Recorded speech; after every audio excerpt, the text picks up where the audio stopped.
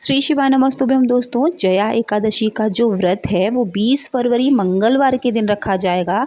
इस व्रत को माघ माह की शुक्ल पक्ष की एकादशी के दिन रखा जाता है। वैसे एकादशी की तिथि जो है वो 19 फरवरी को सुबह 8:49 से लग जाएगी, जो फरवरी के दिन सुबह 9:55 पर समाप्त होगी।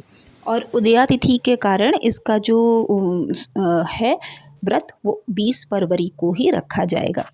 तो एकादशी के जो नियम है वो सभी जानते हैं कि इस दिन जीवों को हर्ट नहीं करना चाहिए, उन्हें नुकसान नहीं पहुंचाना चाहिए, झूठ नहीं बोलना चाहिए, पेड़ पौधे फूल किसी चीज़ को भी तोड़ना नहीं चाहिए। लेकिन इसकी कथा के बारे में आज हम जानेंगे। तो भगवान कृष्ण ने उनकी जो एकादशी है उसके बारे में युधिष्ठिर को बताते हुए कहा था कि एक बार इंद्र की सभा में सभी जो अप्सराएं हैं वो नृत्य कर रही थी। तो सभा में प्रसिद्ध गंधर्व जो थे पुष्पवंत, उनकी लड़की पुष्पवती तथा चित्रसेन की स्त्री मालिनी और उसका जो पुत्र था माल्यवन भी थे। तो उस समय पुष्पवती माल्यवान को देखकर मोहित हो गई और उसके काम का भाव जो है उसके मन में जाग गया।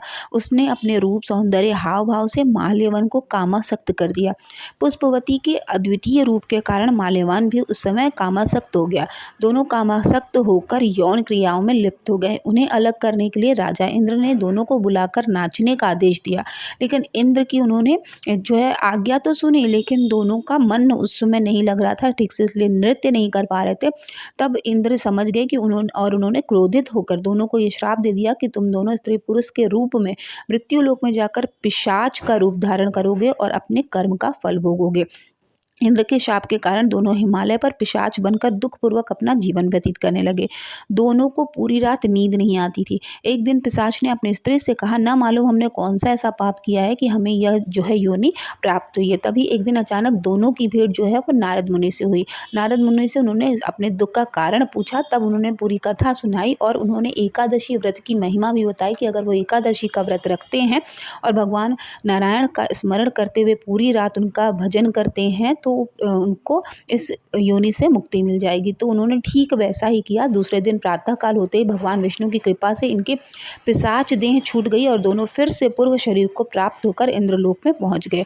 वहां जाकर दोनों ने इंद्र को प्रणाम किया तो इंद्र भी इन्हें पूर्ण रूप में देखकर हैरान हो गए और पूछा कि तुम दोनों यहाँ कैसे पहुंचे। तब उन्होंने पूरी कहानी बताई और उन्होंने एकादशी व्रत की पूरी महिमा उन्हें बताई। तो एकादशी जया एकादशी जो है वो पापों का नाश तो करती है, साथ ही अगर आप के कर्म अगर बुरे हैं और अगर आपको अगली जो योनि से मुक्ति चाहिए तो उसके लिए जया एकादशी जो उस दिन झाड़ू प्रयास यही करें कि झाड़ू ना लगाएं। अगर कुछ ज़रूरी जहाँ जगह है जैसे मंदिर में अगर आपको लगाना है या कहीं ऐसी जगह, तो कपड़े से हल्के हाथ से वहाँ पर ऐसे ही झाड़ू लगा मतलब कपड़े से ही आप उसको झाड़ दें, झाड़ू ना लगाएं। क्योंकि जीव हत्या अगर छोटे से छोटे भी जीव हत्या सूक्ष्म जीवों की भी हत्या का भी हमें दोष लगता है, तो इस बात का ख्याल रखना चाहिए। साथ ही जो फूल हम तोड़ रहे हैं, जो पत्ती हम तोड़ रहे हैं, उस दिन नुकसान मतलब किसी को भूल से भी आपको किसी को नुकसान नहीं पहुँचाना है, इस बात का हमको ख्याल रखना चाहिए।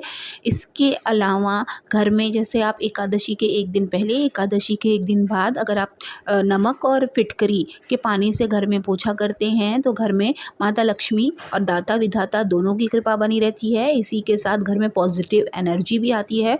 सकारात्मक भाव आने से घर में पूजा का माहौल बना रहता है और भाव जब आपके सच्चे होते हैं तो पूजा में आपका पूरा मन भी लगता है। तो जया एकादशी के दिन आप ज़रूर ये प्रयास करें कि जितने भी श्री हरि के स्वरूप हैं सभी का आप अच्छे से पूजा अर्चना करें। सुबह के स्नान ध्यान के बाद आप संकल्प लें व्रत का।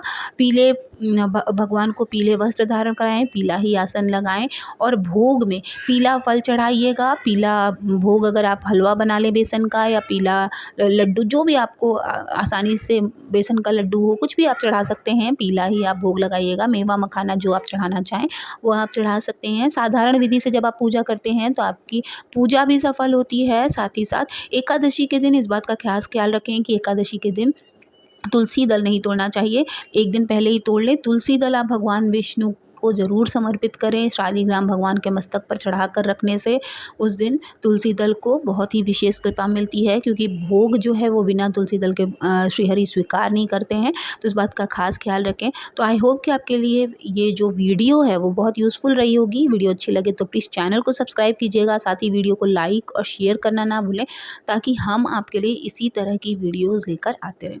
मिलते हैं नेक्स्ट वीडियो में, तब तक के लिए आप सभी पर श्री हरि की विशेष कृपा बनी रहे। आप सभी को जया एकादशी की बहुत बहुत हार्दिक शुभकामनाएं। मिलते हैं नेक्स्ट वीडियो में, तब तक के लिए ओम नमः शिवाय, हर हर महादेव, जय माता दी।